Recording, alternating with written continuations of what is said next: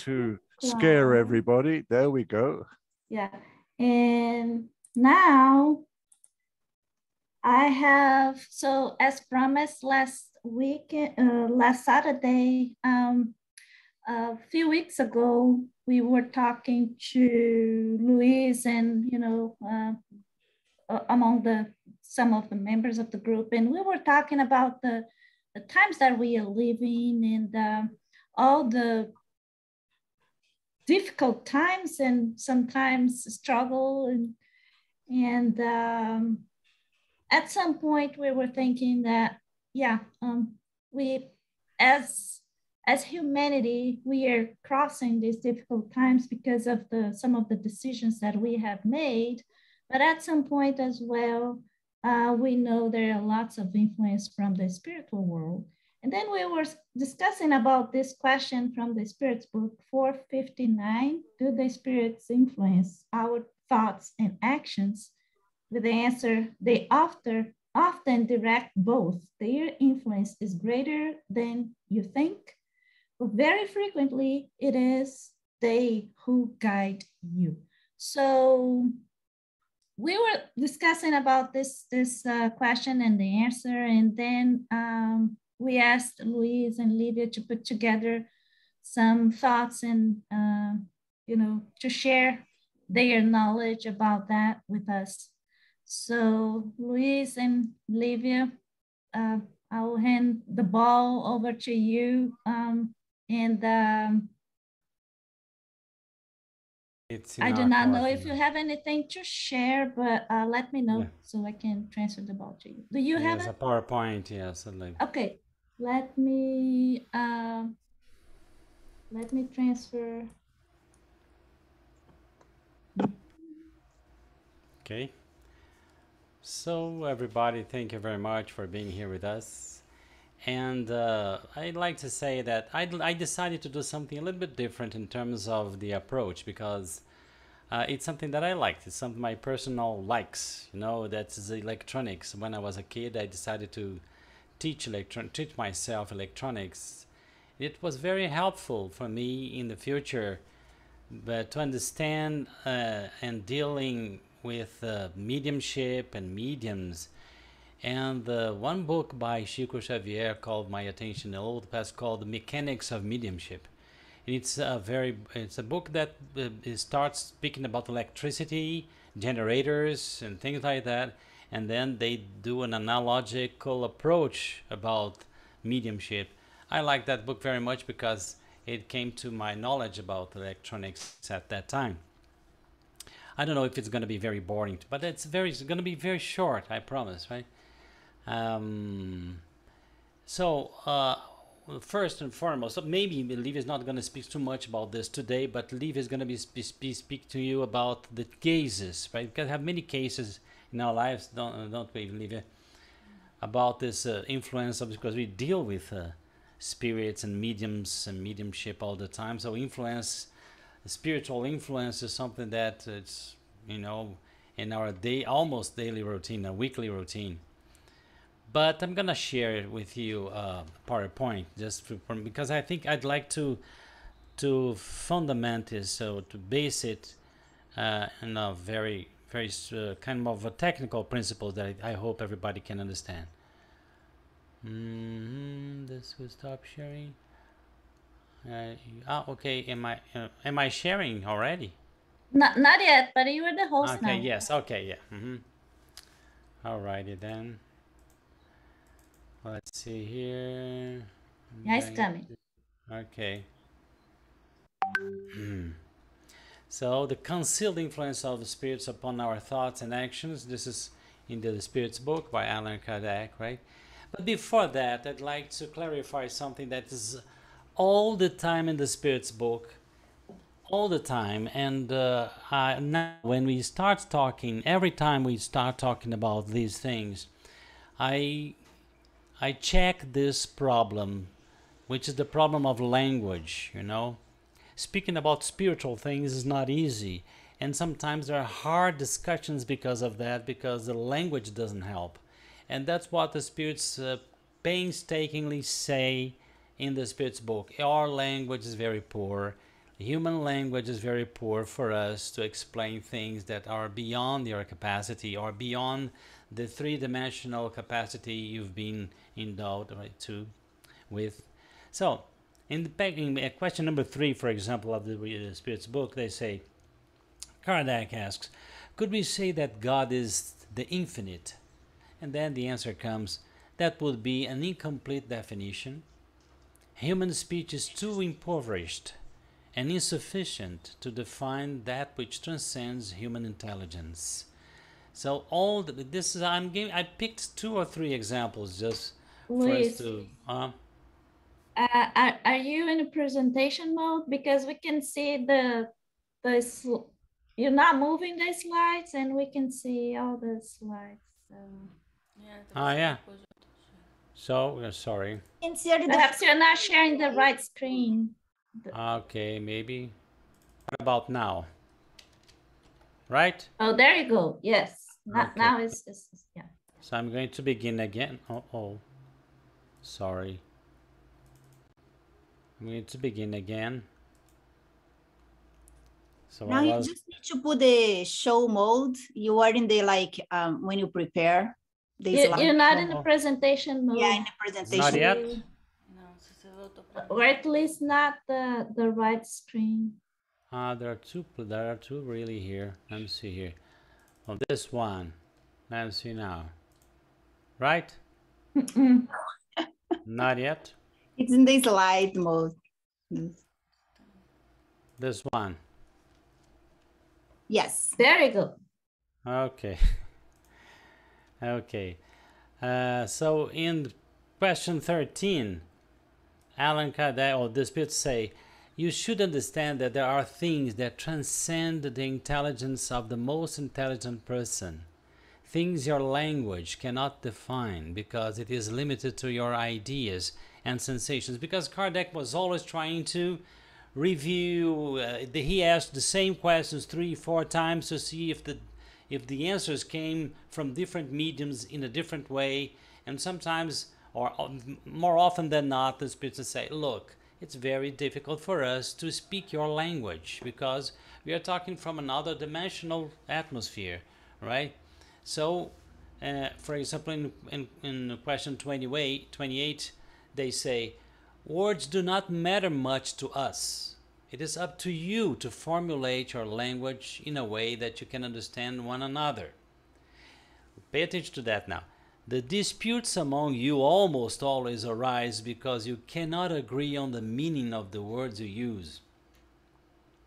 Your language is incomplete regarding things that do not touch your senses. And in Spiritism and Spiritualism, we are always talking about things that do not touch our senses directly. And that's why we need to be very patient with each other, because many times I see we were speaking about the same thing in a different way, and that gives us an impression that we are being opponent. And there's another problem, right? That an old philosopher, I forgot his name, he once said, well, in a meeting, the problem is not your opinion, is that the opinion is yours, right? For a proud person, a selfish person, the problem is that the idea is not mine, it's being yours. So sometimes there are hard discussions and a true problem because of our prideful side in terms of our opinions, so on and so forth. We need to let it aside, right? And just to illustrate what was said in the Spirit's book more than 150 years ago, this guy said, Michael Moore is a scientist and a reporter. I think he's a reporter for Popular Science. This came from March 2004. And there was an article in Popular Science, this is the magazine. It was the journey to the 10th dimension, right? And look at what he says in his article, right? He says, when scientists talk about extra dimensions, they actively avoid the use of English, tied as it is to our everyday experience of space and time and reality. English is by its very nature misleading and imprecise. So they use the language of math, whose concepts and terms are easily generalized into any number of dimensions or spaces or inconceivable unphysical situations. So what this guy said in 2004, it was exactly what the spirits used to say, right, in 1850 to Allan Kardec, right? It's very difficult to speak your language, to explain things that are in a very different realm, right, in a very different dimension. So, having said this, right, because I think this is very good for us to study the Spirit's book and to study spirituality rationally, right? I decided to, when talking to the Spirit's book, this is the question that Dan has just put to us. This question is asking Allan Kardec, do spirits have any influence on our thoughts and actions? And the answer comes, their influence on you in this regard is greater than you suppose, for very frequently it is they who guide you. This is polemical. Even some spiritists, they polemize the situation, but the point is, as Dr. Dean Radin, for example, from Miles, he studies telepathy and the placebo effect, and he knows and we know that how much we can influence each other, even incarnate to incarnate, right? And the spirits, of course, we influence each other a lot. And the spirits, when they have a chance and they want to, they can influence us very much. For example, they say here, sometimes they guide us.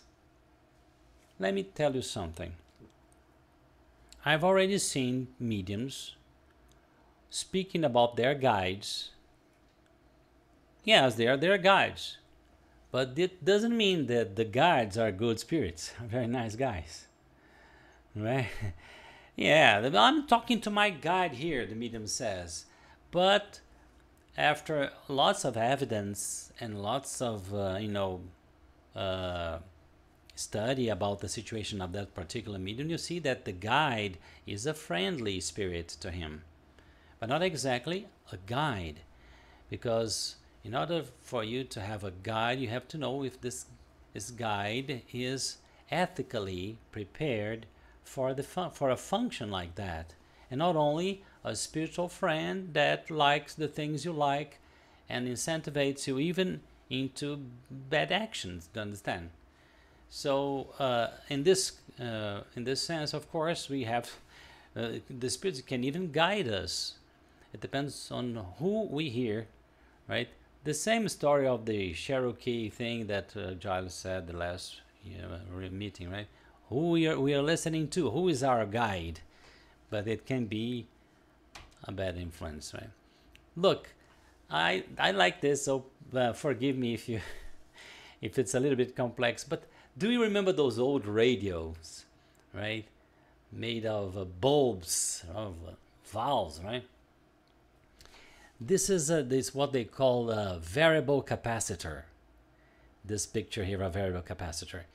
And this is the scheme, a system of, there's a coil here, the symbol of a coil, linked to an aerial or an antenna.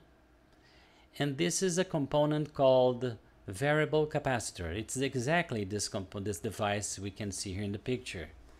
The symbol, this arrow, means that it's variable. The capacitance in this component can vary according to your movement. For example, when you turn the dial, yes, these plates here are the plates of the capacitor. What happens? This system has to be nullified in terms of energy to tune in with a specific frequency. But look how interesting these things happen. When the plates, these plates here, are into other plates and the capacity is larger, this circuit is capable of receiving larger waves with shorter frequency. So the more matter, the larger the plates are, the longer the waves will be. In this case here, the shorter the plates are, the shorter the waves will be, and the higher the frequency will be too. And it's exactly when you say that the spirit is vibrating on at a lower level, It means that it's someone like us, like you and me, that's very much attached to the physical world, because what is physical has a low vibration. The more matter we are worried about, the more we are worried about physical things, the lower our vibration will be, because our variable capacitor, mental variable capacitor, is very large, and the frequencies will be short, and the waves will be long waves, right? So I think this is the circuit that's called a resonance circuit that is used for you to tune in radio stations. So if you are tuning in at the level of 10 megahertz, nobody that is vibrating at 2 megahertz will reach for you, will hit your mind. Very interesting, but there's a point on that, right? Okay, Anna, please, you can. I just want to point that out, that the quality of the material that you use for a capacitor will also influence deeply Oh, yes. the way that Yes. that. If it's gold plates, right?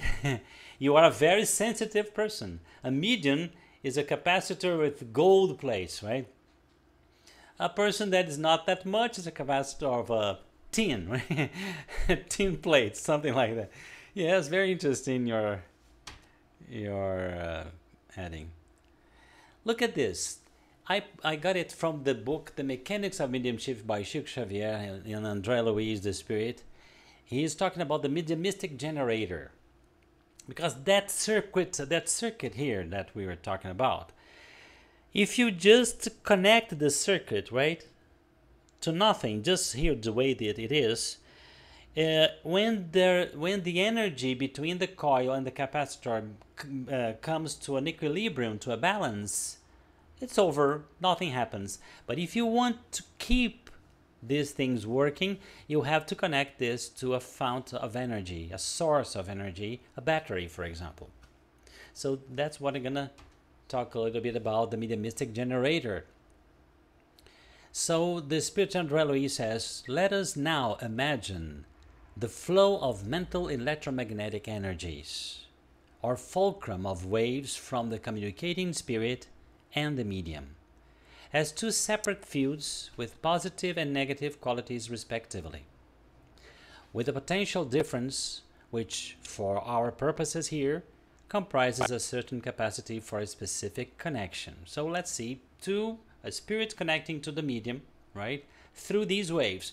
One more time, when they say mental electromagnetic energies, some people say, oh, no, but spiritual energy is not electromagnetic waves. No, he's not talking about electromagnetic waves. He's talking mental electromagnetic energies. It's just a term that he uses that, right, because we lack the right terminology, and he wants to be scientific here, right?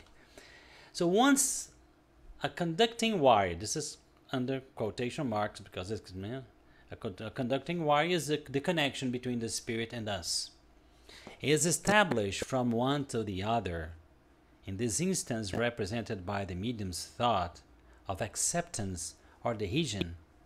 A mental current of this or that sort is established in an interplay of action and reaction until the necessary equilibrium between the two is attained, thereby nullifying the existing difference through the integration of their combined forces in a climate of affinity. Okay, so there is this connection, just like in that circuit we've just seen.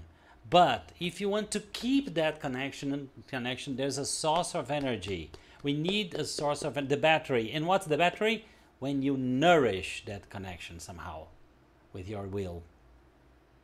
So there are different kinds of tuning systems. For example, a medium who wants to receive the influence of a spirit that's in a bad condition, his good intention will make him tune in with that spirit in a different way. But if he starts enjoying the bad intentions of that spirit, the connection will be a little bit stronger in a different way. right? And he will be giving energy, just like a battery, for that influence to go on even after the mystic circle finishes, right? So this is very important for us to understand this concept, because I think it's very good for us to understand the technical basis for when somebody says, oh, that guy is a very low vibration person. Low vibration means being attached to physical attention only, physical things. I'm a very physical guy. I just worried about physical things. It doesn't mean that I am a bad guy, but I am vibrating at a lower level. That's why spiritualizing ourselves is important somehow, because otherwise we can be good, but we won't be able to reach higher realms of conception. I remember in one book by Andre Louis, there is a nun, a Catholic nun, and he met this woman there at a lower realm, and he was intriguingly worried about the woman, because he asked his mentor, why isn't that woman in the higher realms? Because she's so charitable, she's so good, she was so nice. And said, no, she doesn't have the capacity to disconventionalize her world. He needs the world the way she finds. Yeah, she's very Catholic. She needs the Roman atmosphere, right? The Roman Catholic atmosphere to live. And that's, okay, she's very good. And her heart is very good. She's a very nice person. But she would have to have another approach of life to go to a higher realm indeed. It's very interesting, isn't it? And this is Jesus saying, watch you and pray lest you enter into temptation, right? If you don't watch and pray, you can get into temptation more easily, right? Well, so there's one thing that I'd like to show, to tell you one more time about this, is that there's some people that say, come on, I've been praying, right? I've been, they get confused, because although they've been trying to get in tune with higher thoughts and spirits, they still suffer bad influences. I think it happens to many of us, right? Well, the problem is our unconscious, which is more than 60%, some spirits say 70%, of our memories that are based in past lives. And sometimes, more often than not, we have had not very good behavior in our past lives. And that amount of memory can still be influencing us and throwing us into the connection with not very good, nice spirits or situations, right? So what's the solution for that? For us to keep reading, studying towards our betterment, good things, good culture, plus the work of helping others. Because as the Apostle Peter says, love covers a multitude of sin. The more we can do this without any personal interest, physical interest, because we have a personal interest, which is our betterment, right? But the more we do this, the less possible this tuning, even this what we call karmic tuning approach, can wane down and things can get better. So for the common situation of the tuning system, praying, watching, studying, good culture, good music, good thoughts, and for the other problem, which is our memory lore from past lives, which is influencing us to get bad influences, do a good work, yes, put your hands to work in the physical world in order to help people, and this is going to wash those influences away. I think it's just a beginning today about that stuff. I think it's just for us to have the principles of this kind of stuff, right? That's it. Okay, Anna. Thanks, Luis. I guess I had a question here in my mind, and you kind of answered a little bit.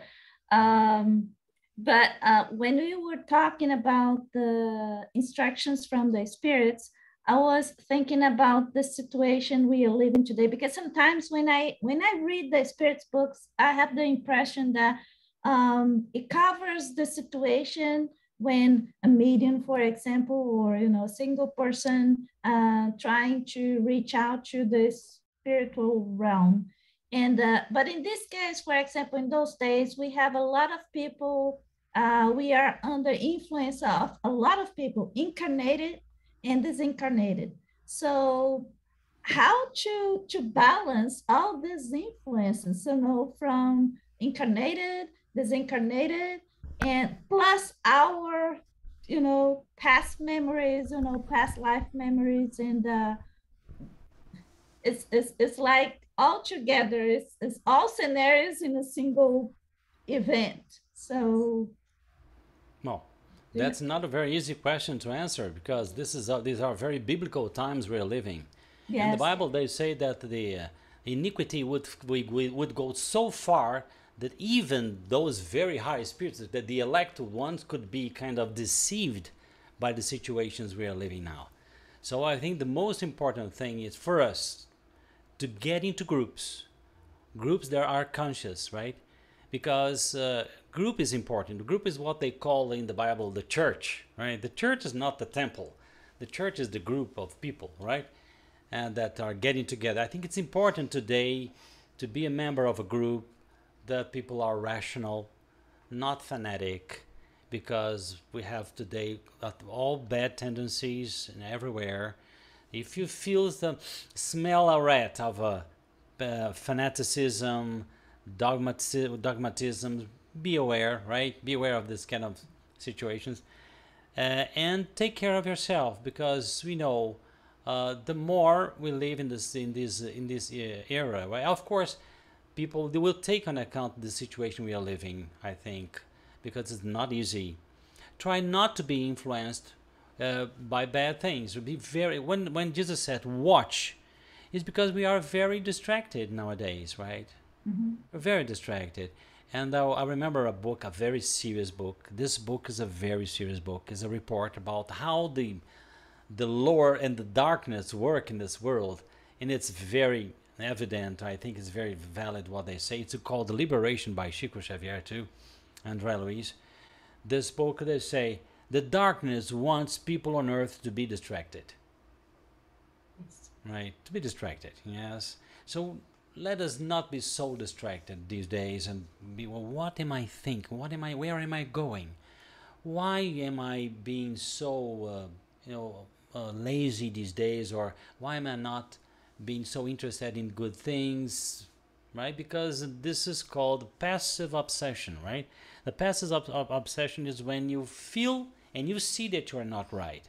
If you let it go, if you just let the situation go, it can come to a situation that you will not notice this anymore. So, no, I'm okay. I'm right. This is okay for me. And this cannot happen, because this can take you to a fascination process, Yep. Yep. Thank you. Gloria? Okay, Gloria. A couple of things. It occurs to me that when we're distracted, we're not monitoring what we're thinking and what we're doing. And that's when the bad influences can really get through to us, because we're not paying attention. Yes. So I'm concerned about children who spend, hours and hours and hours a day on devices. So that just brought that up for me. Also, your presentation really makes me think. Mediums say that to develop your receptive capability with spirit, it's important to sit in the power. That's the word. Those are the words they use. Yeah. And that if they don't do that every day, they lose power and they lose their connection. So your presentation really brought that together for me, but I didn't have a good understanding. What do they mean, sitting in the power? It actually is an energy. The connection, yeah. A connection, yes. The source, for the source of energy, yes. So I can see why they've come up with that terminology to help us to understand how to prepare ourselves to receive, I don't want to say to receive the energy of the spirits. The influence is a better word. Yeah. The influence of the spirits. Yeah, So very good, Allan.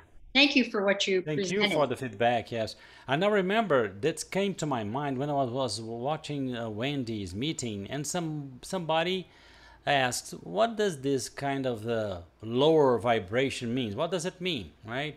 Being low vibration, bad vibration. I don't understand this very well." And it came to my mind this explanation that helped me a lot. You know, me too. Okay, Josie. Beautifully said, Gloria. It was great. Yes, Absolutely. Yeah, Louise, great presentation. Thank you. indeed. I just want to add something. Something that's very normal in Brazil, and we do a lot. We even plan one day, Anna, to talk about the vibration sections that we can make in our room, our home. And I'm talking about that because Shim and I, we just started last week. So every Monday, what we try to help us keep a good vibration in our house, a good frequency in our minds. So every Monday now, around 6:37, we sit for 30 minutes. It's very fast. We start with a small prayer, or we just ask the spirit to keep us in a good vibration, a good elevated mental state. And we use that book from Chico Xavier. And what we do, we just, I'm just talking about that because I think it's related to the topic. And we just open one and we read, and it's very small. So you see it's very small. Each one is one page, it's very small. And Maria Jose was who taught me to do it. And we just discussed what we're saying. It's 25, 30 minutes, very fast. And we put the water. And by the end, we ask, should the house be protected? Should our minds be protected and our bodies? Because the spirits really, what everything Louis said, it's your frequency, and you're going to met them and met the thoughts and met the feelings. So it really helps. And we start doing every week. I just want to add that. Good. Yes. Good. Good. To remind us of that. It's very important, guys, because, and there was something that about praying that I'd like to tell you about tuning in with the good spirits. I remember Jesus Christ saying, if you search, you will find, right? Knock and the door will open to you. And that's something very interesting about this kind of tuning process. Sometimes when I get distracted in my life, we have lots of physical things to do. It's bank and bills and work and this and that. And I feel that I am in a dangerous situation, because this is dangerous.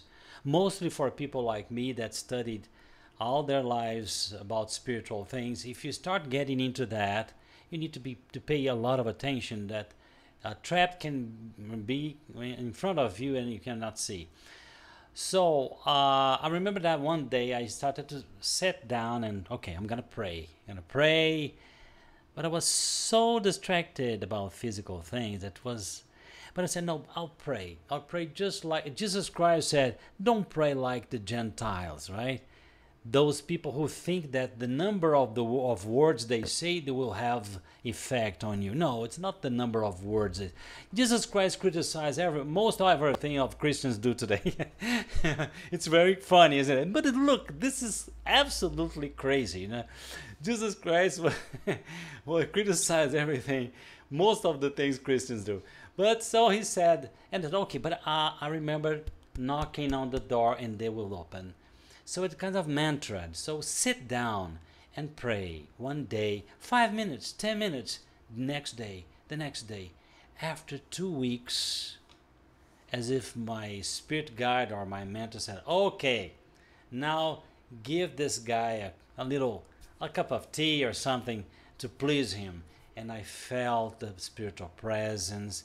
I felt my mind being opened, and I could be more aware again.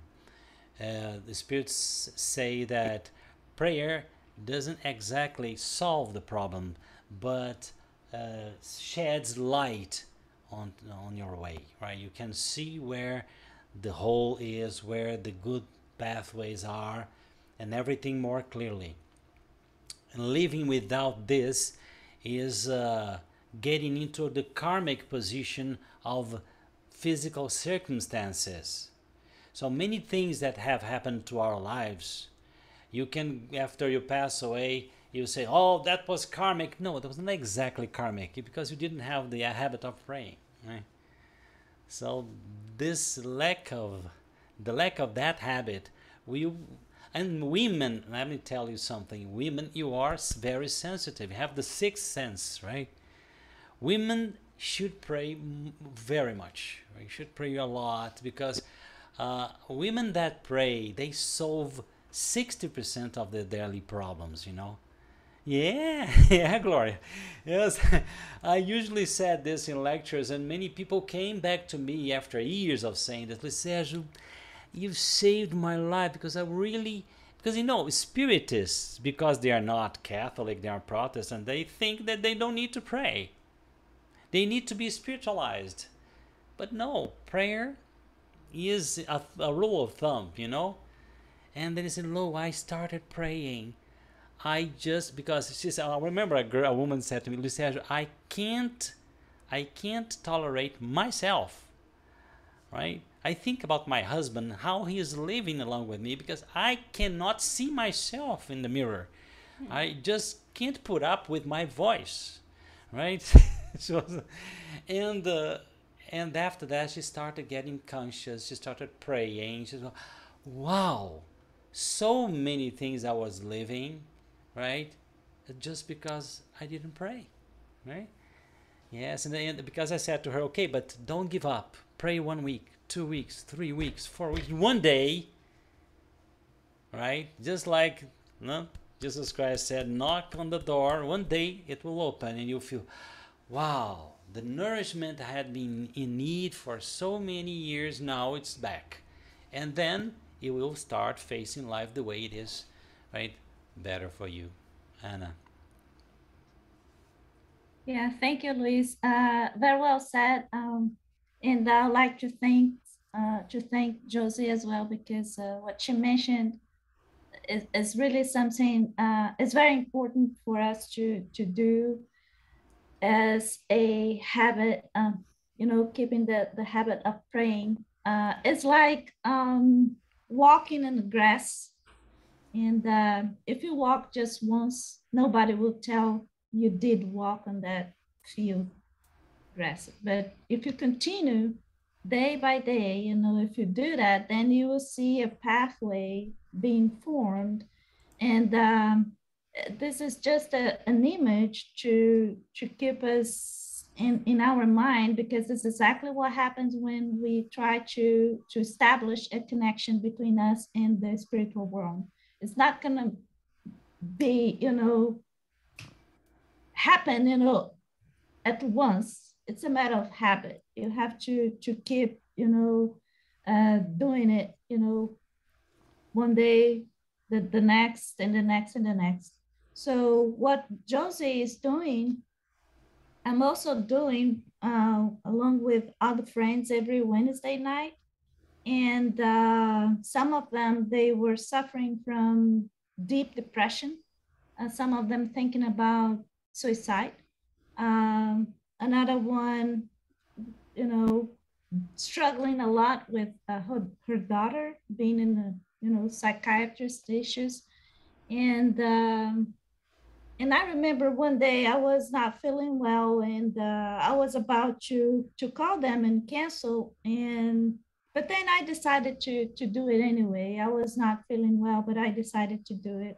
So we started, I asked one of them to say the prayer, and then we start reading the book. It is the Gospel According to Spiritism book, the one that we do.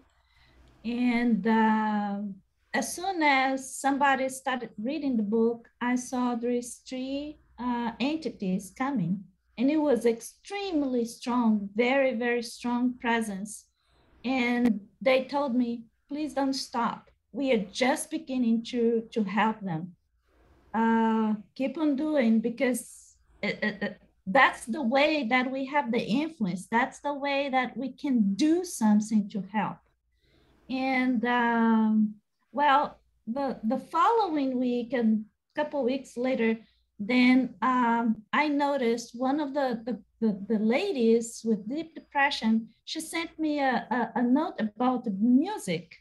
And I could tell that, little by little, she's getting out of that depression. And she was making some movements and, showing that she's actually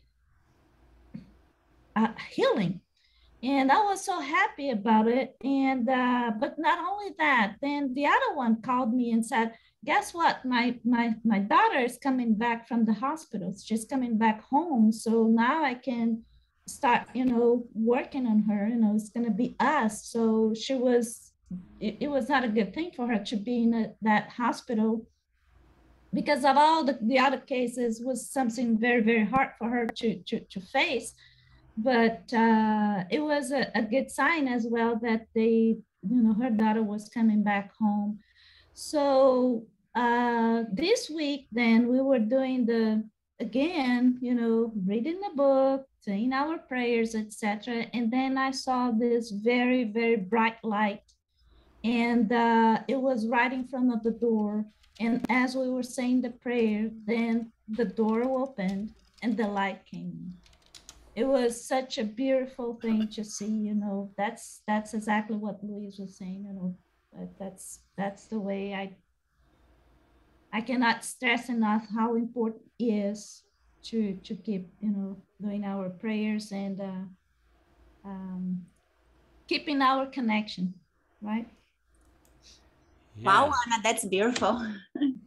Yeah. Yes, and maybe, Anna, who knows, this is an embryo for a future spirit release circle in the United States.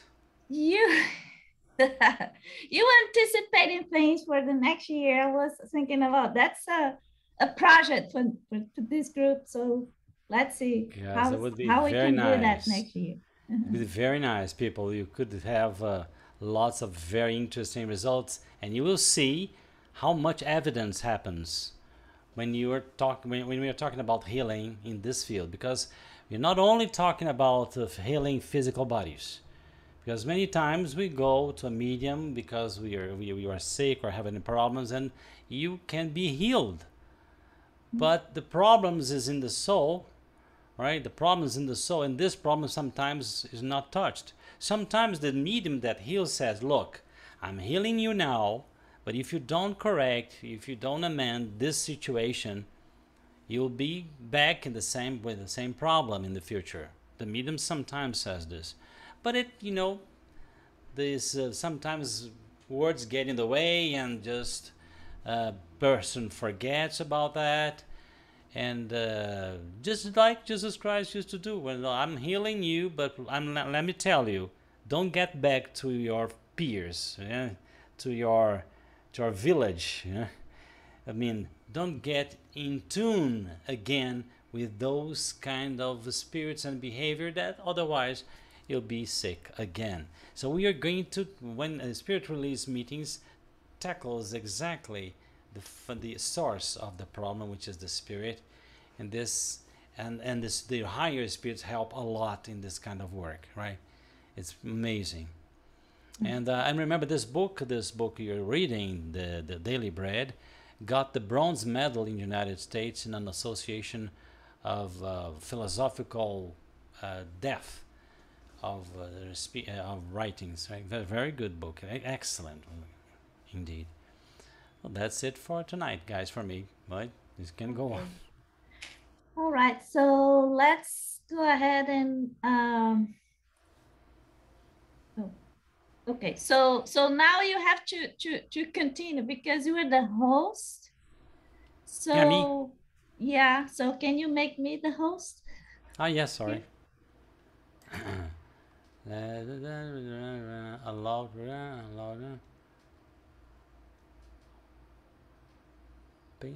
So we are on the question 642 of the book. Is it enough to simply not do what is evil in order to please God and to ensure our future happiness? So the answer is no, we must do good to the best of our abilities. Each of you will have to answer for all the evil that has resulted from the good that you have failed to do. So that's where we stopped last time. Am I the host again? Yeah. Okay. And okay. I agree with Giles. This is really tough. Yeah, it's a tough one. This is a For tough people one. like man. us. If you don't forget, if you need So the next thing Crazy. is, yeah. But come on, we have to be patient and tolerant with ourselves. We are improving. We are work in progress. Yeah. You know, be positive. There's a learning curve for us, right? Yes, Otherwise, you get crazy. we have a lot to do, but let's move on. So question number 643, are the individuals who are incapable of doing good without reading the answer? What we think? Comments? Are there individuals who are incapable of doing good? I can make a comment on that easily enough. If someone has been unfortunate enough to be a selfish person, meaner and keep it up for maybe, I don't know, 5 incarnations, or who knows, maybe 50 incarnations, that person is in deep trouble, because they are not going to find it in their heart anywhere to do something unselfish, because they've been selfish too long. It's their habit. And until they've spent some time in the lower realms and seek repentance and atonement, I should say, not repentance, because repentance is in a way worthless unless it's accompanied by atonement. An action. And the action of atonement, yes. And of course, that may take some time. So, yes, I think the answer is yes. There are individuals who are incapable of doing good in a given incarnation. Later on, who knows? Beforehand, who knows? You have to be a realized master to be able to see their previous incarnations, and even more so to see their future incarnations. Yeah. How was that? What's the actual answer? Una, she has a comment. I'm inclined to say yes, but I'm working on judgment. That's a good one. Yeah, I was thinking about the same when Giles was talking about. So, well, yeah. Yeah, that's a very why not deal with one lifetime at a time? When you cross over, and then you'll see what I've done. You will see what I should have. Hyacinth, absolutely. But then if you have been naughty in a given incarnation, but you were nice in the previous incarnation, Santa Claus can still come and visit you. And you are capable therefore of doing good in this given incarnation, because it's not as though you have set yourself up in multiple incarnations of being selfish. I was going to say nasty, but well, I don't go as far as you do, Jazz. I just deal with this one that I'm in now. I don't pretend to say that one can make such a judgment. What's coming next will be enough problems. No, it'll be a wonderful holiday. Sorry, it's Josephine's turn. Sorry, Gloria, did you have to say anything? This makes me think of I have a brother, and he has a mobile home park in Florida, and he only rents to Vietnam veterans. And they pretty much stay drunk and fight with each other and live a pretty miserable life. And when they get completely out of hand and are, approaching each other with baseball bats, he tells me that what he does is he takes them to the animal shelter, and he tells them, you can't stay here anymore unless you adopt a cat. And after that, he doesn't have any problems with them anymore. In other words, they've got so much PTSD and so many, alcoholism problems and drug problems, but they love that cat because it's a creature and it loves them, and nobody else loves them. And so that's what I was thinking about when I saw this. They're loving that cat is doing some little bit of good. Wow. It's love. It's love. Yes. Agree. And he says none of them have ever abused any of those pets, and it's really made a difference. Excellent. Yeah. But it means that but they themselves have very deep distress. Right. Yes. Yes. They have terrible problems, issues. Thank you, Gloria. Josie? My opinion, when I see this question, are there individuals who are incapable of doing good? I think it's really depend of your internal change. Me personally, I believe somebody can be very selfish, very bad, but for some reason, this person go through something that make internally this person change. I think even the most evil person in the world can change maybe overnight if it's real and internal. Like last Saturday, we were talking about Saul when he saw Jesus Christ in Damascus, and he completely he changed. It's normal. I don't think that happened very constantly, but I do believe it's more about the intention and the feeling than anything else. How much you want to change doesn't mean you are not adjust whatever the bad things you are done. I'm not saying you are totally free to go and do, but I'm saying that's the first step. And I think this first step can happen. It's individual. It's depend of each person and inside the person. My opinion. Yeah. Yeah, agree. Luis. Yes, I was thinking maybe these people are not incapable of doing good, but they have this choice of not doing, or this difficulty or these issues, but not incapable. Everyone maybe is capable if they really want, or their heart can change, or as a cat, for example, that Gloria said, they weren't doing good, but for a cat they were capable of. We are always capable of doing good, even to a plant. Yes. To an animal or anything else. Agree. But it is important to exercise that love feeling, right? Giles, you're mute.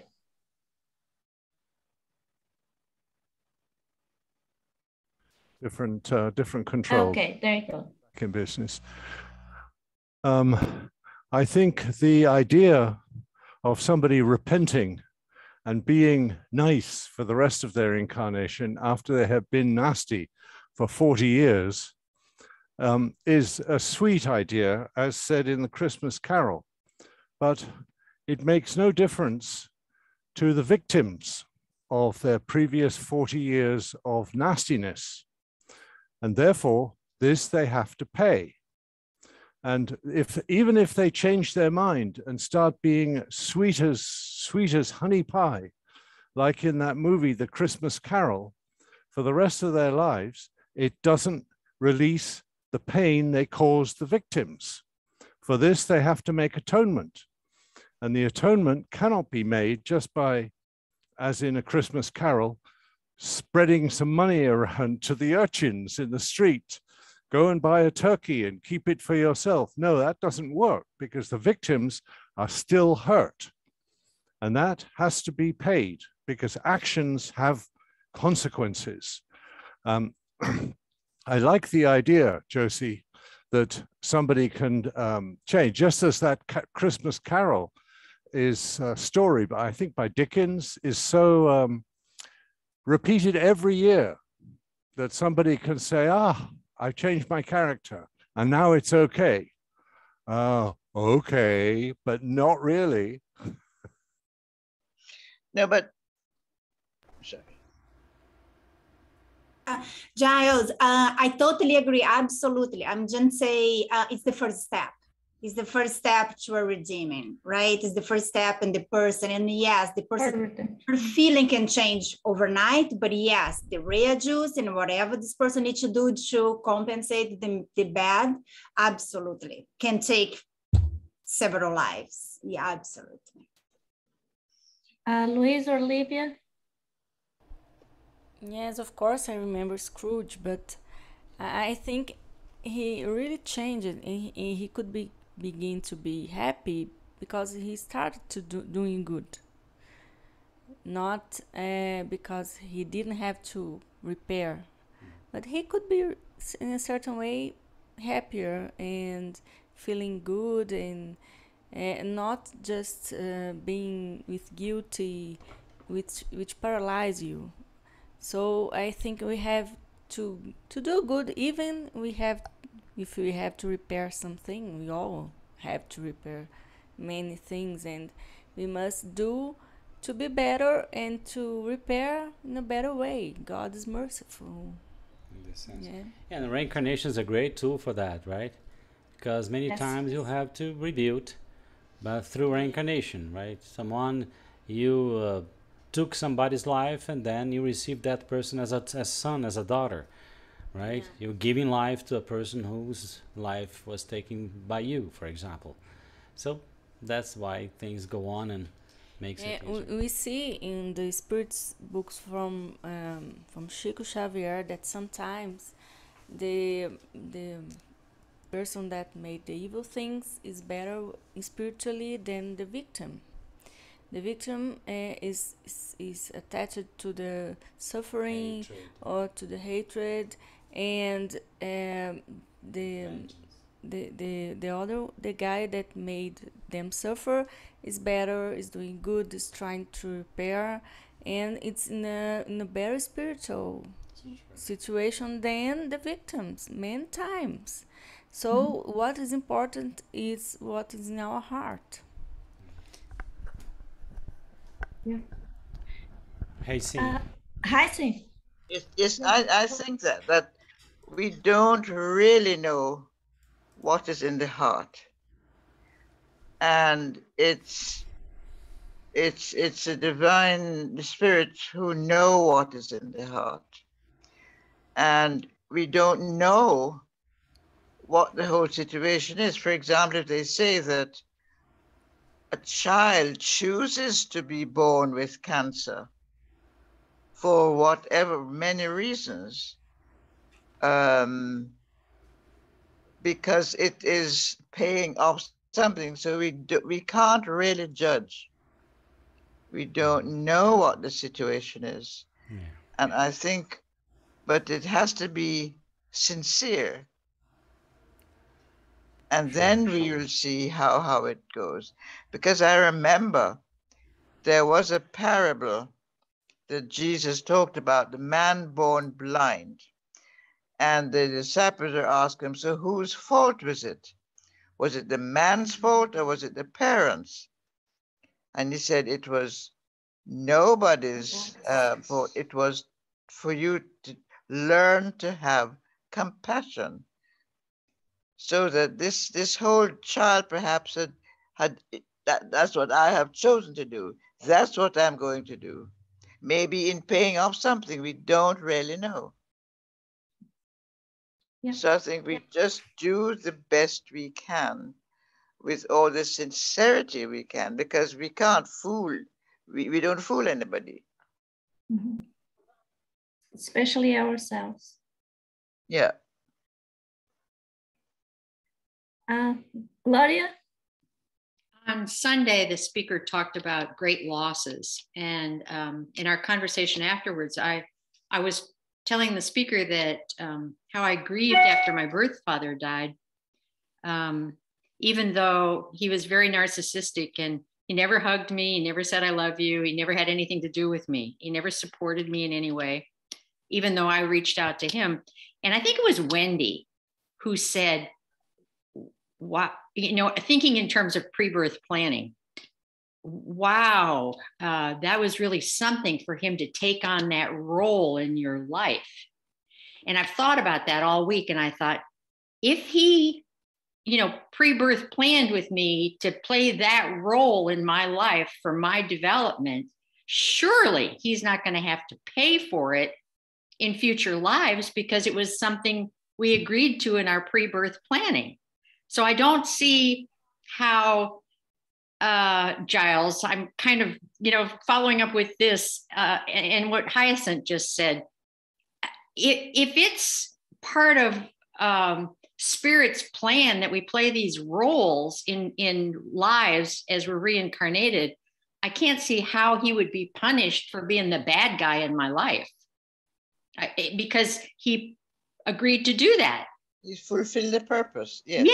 Yeah. Thank you, Hyacinth. I was looking for the words. So I don't think I'm still struggling with that and what Giles is saying, and I'm going to have to think on this week, because I think it was Wendy's comment. It really made me think this week about the purpose we serve for each other in our lives, so that we can learn in this lifetime.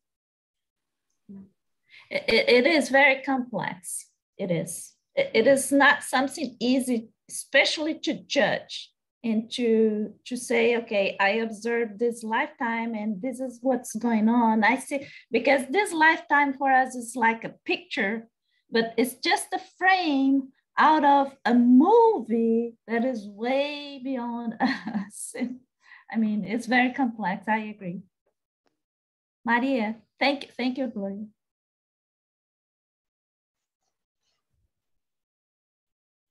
Maria?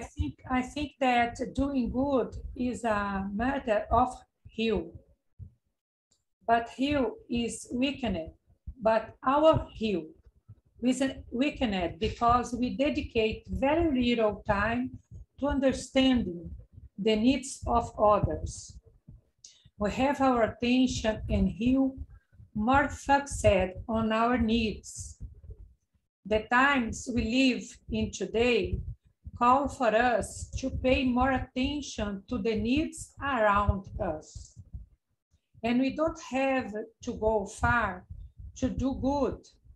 It starts at home with our family, with the neighbor, with the people that serve us in the bakery, cafes, and restaurants. Mm-hmm. If we don't pay attention of these people, they become invisible for us. Talking to them, asking their names, saying good morning or good afternoon to the doorman makes them visible. It's small actions that make a difference for me. We don't have to wait for special occasions to do and to be good. Yes. I agree. Yeah. Very nice comment. Thank you. Giles. Right, yes, now it's my turn. So I'm answering a little earlier statement about God is merciful. This is, I regret to say, this is Christian nonsense. God does not interfere with your karma. Let us assume, just for a second, I see Hyacinth shaking her head, God is merciful, and you say, oh, I repent, I'm sorry I murdered and tortured all those people, I did it, and God says, okay, I forgive you. What happens to all of the damage that you have done? It's still out there. And as you say, Hyacinth, you're shaking your head, those victims are still in trouble until you perform atonement. God does not arbitrarily deliver mercy.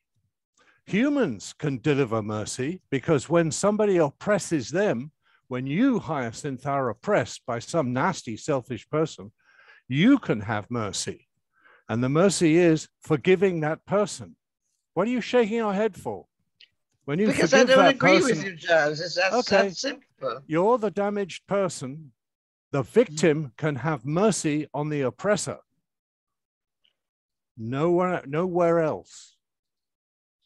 I give you time to think that over, and try and fit that in with karma. Yeah, Because Giles. Sorry. No, just this is something yeah, that I have thought about and discussed many times at length, and I have yes, come to a conclusion. yes. So I just the want. conclusion will is not think, God can forgive somebody, but not what happens to the victims.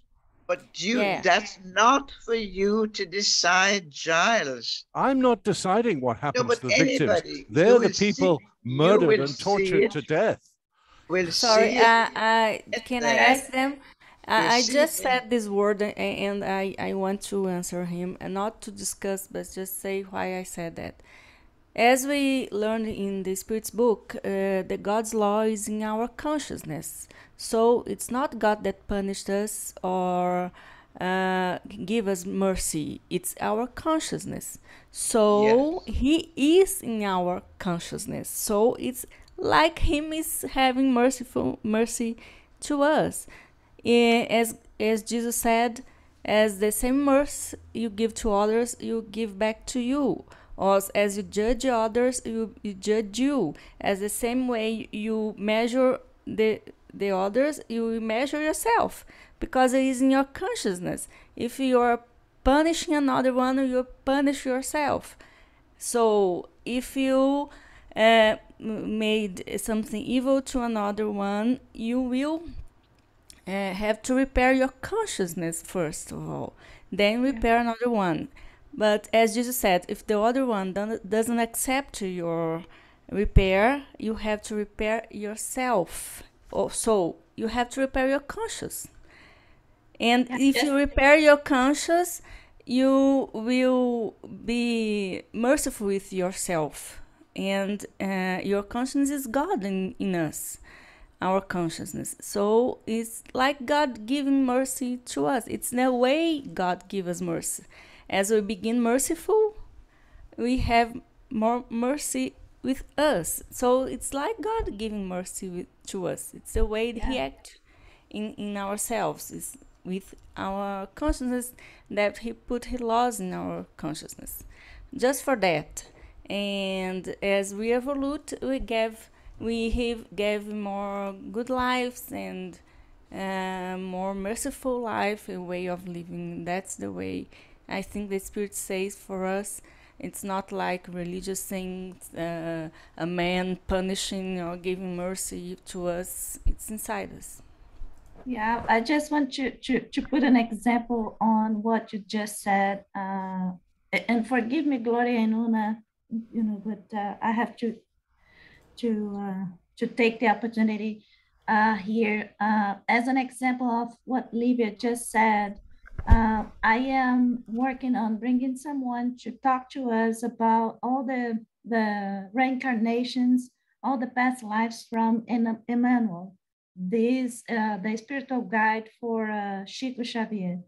And the reason why I think this is a good thing for us to review and to take the chance to just listen to someone talking about it, is because all the planning that Emmanuel put together post that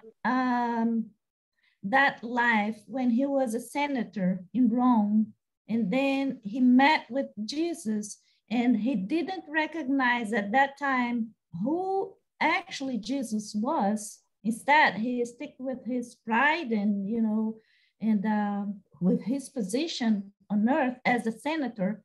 So because of that mistake, he had planned all those incarnations, and in all of them, you see a lot of work, a lot of learning, self-learning, and not to mention all the 400 plus books that he helped Chico Xavier writing. So, and he's still working on it. So nobody told him, okay, you've done wrong, or nobody told him, hey, you messed up. He was the one saying, I have not worked to repair enough. So he's the one saying, I still think that I didn't pay enough. Yeah. Una?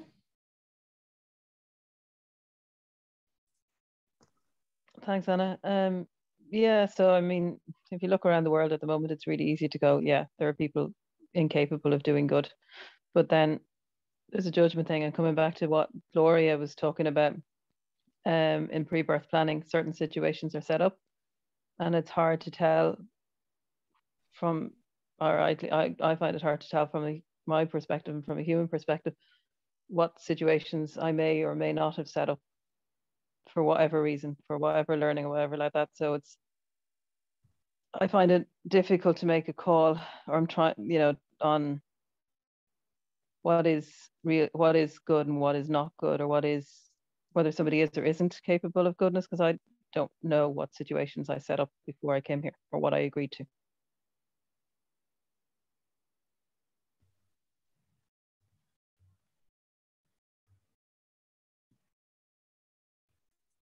Yep.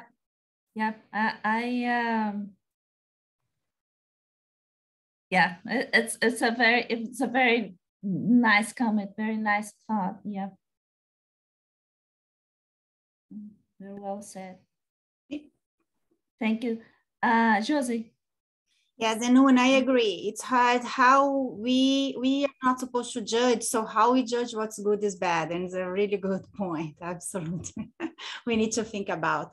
But what I want to tell, I don't know if I'm wrong, but Giles and Heisey, I have the impression you guys are saying the same thing, but look like somehow you guys think you are saying the opposite thing to each other. I had the impression it's the point of view, how you put what you feel. Don't you think? I had the kind of little bit impression you guys are saying the same thing, but somehow you guys think that you are in opposite ways. I just want to bring that, because that when I hear Giles, I understand what he say. When Hai says, I understand what she says, and you guys are saying the same. Don't see, just in a different perspective, in a different point of view. So. Yeah. I just want to say that. No, oh, okay. Okay, so Heisey, you're the next, okay. or Louisa? No, it's just well, Giles and I, we have our little thing, so we understand each other now. but about this mercy, I go by the teachings of Jesus. That's my guiding principle. And one of the things he said was, blessed are the merciful, they will obtain mercy. Now, we do not know how it comes. We do not know. We do what is in our heart. And I think that really the judgment comes. Nobody judges us, as I can understand. Nobody judges us when we cross over. We judge ourselves because we see it clearly. We see exactly, oh my God. And so you do this. And as somebody said, you don't know what you have set up to do, because maybe you're paying off for something. So you just, it's difficult to judge anyone. That's why you pray for them. These really nasty people, and believe me, I am praying for a lot of people because they're doing a lot of nasty things and causing a lot of nasty things around the world, however. So you just pray because you don't know and you can't judge. Congratulations, Hyacinth. You have proved once again that Frida is a good psychic. What did she say last time? Or when she came on, she said, Hyacinth, you're a wonderful spirit. And it's a pleasure to meet you. Remember that? Oh, no, you, no, well, you can. You can. It was a high compliment from a good psychic. Thank you. The thing is that I've done a lot of talking and so on, you know, and with St. Stephen, that's my big thing, the saint who, and he says, by the way, I'm not a saint, but okay, you say I am. Okay. And so he said a lot of things that resonate with me and that make sense to me. about the teachings of Jesus, because as I said, that's my principle, my guiding principle. Okay. Thank you, Hi. Okay, last comment from Luis, because we are top of the hour. Okay. Well, I think one more time, just Gloria, yes, recall it again. Language is a problem. What is mercy, you know, in our conception?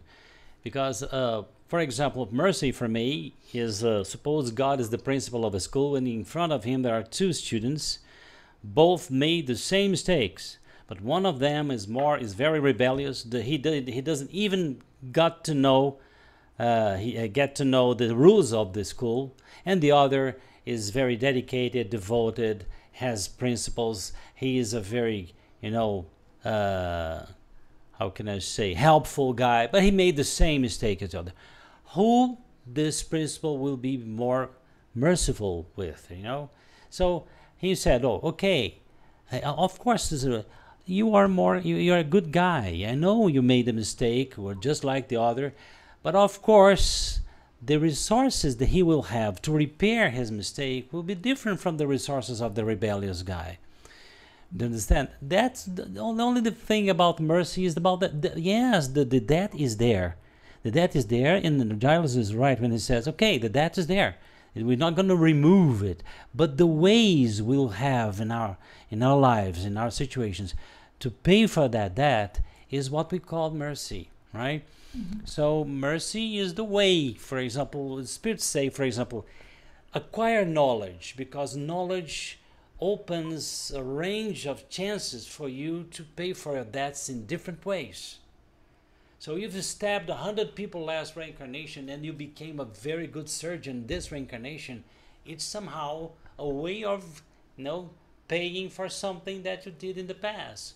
If you you did lots of abortion and now you have a big offspring and you take care of children, you somehow paying for your debt, you know. Mm-hmm. But if you want just to stay home selfishly and live a selfish life, of course, the law can come. And that's why in the spirituals we say there is no salvation out of charity. Without charity. That's it. Okay, that's my comment. Thank you. So since you were there, Luis, would you please read the answer so we can close for the meeting today? All right. So are there any individuals who are incapable of doing good? There's no one who cannot do some good. Only the selfish find no opportunity of doing so. The mere fact of being in contact with other human beings provides the opportunity of doing good every day of your lives for those who are not consumed by self-interest. Doing good is not restricted to giving to charity, but also includes being useful whenever your assistance may be needed to the full extent of your power. So we have two kinds of charity, beneficent and benevolent. The true spiritualism, spiritist charity, is the benevolent one. If you are benevolent, you'll be beneficent. But if you are beneficent, it doesn't mean that you'll be benevolent. You nailed, yes. Okay, that's it. Very nice. So I think everything that we talk about today, this is a summary of all the comments, I guess. Denise, very nice. Denise Schroeder in Chicago, you didn't say a word the whole meeting. I was listening. Well, I'm sorry I talk too much and butt in and so on, but you're allowed to do that too. Patiently listening to. Yes. Well, guys, very charitable woman. I agree to agree with everyone, so I didn't have to put in my 2 cents because I agreed to agree. But Denise, you are more than welcome to join us next Saturday. That will be, folks, Vanessa and Saloni talking to us about Jesus, a holistic master. And I know Vanessa's, and Louise also, he knows. And Louise I worked for her. I worked for her. She is the editor in charge of Kardec Radio. And I worked for her for about 4 years. She's a neuroscientist. Yeah, she's a About the gospel. very competent talker. She's one. I mean, I love her, her work. Anyway, so yeah, so talk to her next Saturday, and I hope it's gonna be a very nice opportunity for you all to know her as well. So thank you for joining us today, and Good, we'll thank see you again next you. Saturday. Thank you. Thank you. Nice to see you. And Bye. see you See you, everybody. tomorrow. Bye-bye.